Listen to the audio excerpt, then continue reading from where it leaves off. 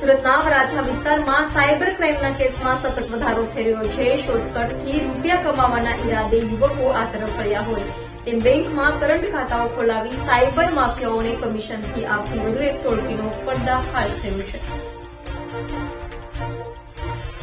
મોટા વરાછા લજામણી ચોક meridian business સેન્ટરમાં ભાડેની ઓફિસમાંથી red કરી 6 આરોપીને પકડી પાડ્યા હતા। સૂત્રધાર નરેશ ધડુક અને રજની ખૂંટ છે, જ્યારે એક વોન્ટેડ આરોપી નિલેશ નાયકા બેંગ્લોરમાં રહે છે અને તમામ આરોપીઓ કરંટ ખાતા નિલેશને મોકલતા હતા। નિલેશ તે ખાતાઓ દુબઈ મોકલી આપતો હતો। આરોપીઓ પાસેથી મળેલા કરંટ ખાતામાં કરોડોના ટ્રાન્ઝેક્શનો થયા છે।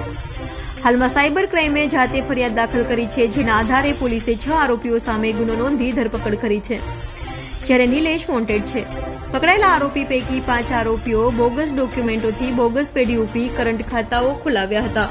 સૂત્રધાર નરેશ ધડુક આરોપી રજની ખૂંટ સાથે મળી લોકોને લાલચ આપી કમિશન પર કરંટ બેંક ખાતાઓ લઈ નિલેશ નાયકને મોકલી આપે છે, જ્યારે આરોપી અનિલ નાગેશ્વર ગીરી, કમલેશ વિઠ્ઠલ જોશી, કિશોર છગન સભાયા અને પ્રફુલ્લ રાઘવ પટેલ પોતાના નામે બોગસ ફોર્મ ખોલી તેમાં બોગસ ડોક્યુમેન્ટો બનાવી બેંકમાં કરંટ ખાતું ખોલાવી 15,000ની લાલચમાં નરેશને ભાડેથી આપી દીધું હતું।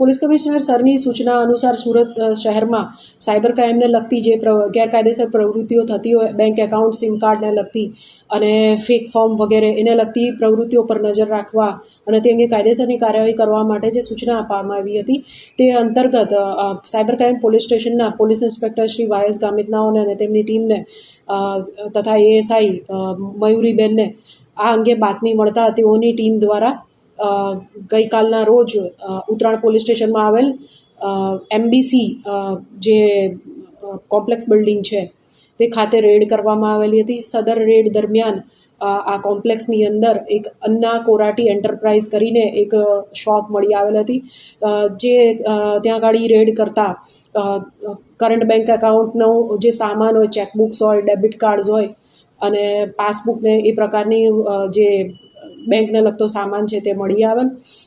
આ દરમિયાન ત્યાં હાજર ઇસમોની પૂછપરછ કરતા કુલ હાલ 7 આરોપીઓની ધરપકડ કરવામાં આવેલ છે। સ્થળેથી મળી આવેલા આરોપીઓને જોઈએ તો નરેશ ગોકુળભાઈ ધડુક, અનિલ નાગેશ્વર ગીરી, કમલેશભાઈ વિઠ્ઠલભાઈ જોશી, કિશોર છગનભાઈ સભાયા, પ્રફુલ્લભાઈ રાઘવભાઈ પટેલ વગેરે સ્થળથી મળી આવ્યા છે તથા ત્યારબાદ પૂછપરછ દરમિયાન રજનીભાઈ ખૂંટનું ઇન્વોલ્વમેન્ટ લાગતા તેઓની પણ ધરપકડ કરવામાં આવી છે।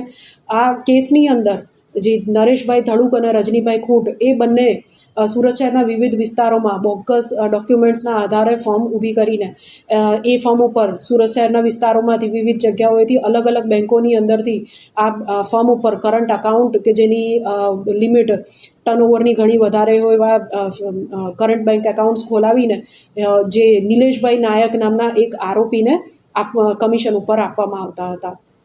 આ જગ્યાએ જે રેડ કરવામાં આવી તે દરમિયાન અમ્મા કોરાટી એન્ટરપ્રાઇઝ નામની જે શોપ હતી તે પણ એના પણ અલગ અલગ બેંકોમાં એકાઉન્ટ ખોલાવવામાં આવ્યા હતા। જે બેંક એકાઉન્ટ જે આ બોગસ ફોર્મ બનાવી છે આ આરોપીઓ પૈકી અનિલ નાગેશ્વર ગીરીએ બનાવેલ છે અને તે નરેશભાઈ ધડુકની સાથે રહીને બનાવેલ છે। આ ઉપરાંત આ ગુનામાં જે આરોપીઓ પકડાય છે તેઓએ દરેકે પોતાનું બેંક એકાઉન્ટ ભાડે આપવા માટે આ રીતની બોગસ ફોર્મ ઊભી કરેલ છે, જેની અંદર કરંટ અકાઉન્ટ ખોલાવીને એ લોકો આગળ સાયબર ક્રાઇમ આચરવા માટે આ એકાઉન્ટ્સ ભાડે આપવા માટે આ પ્રવૃત્તિ કરતા હતા।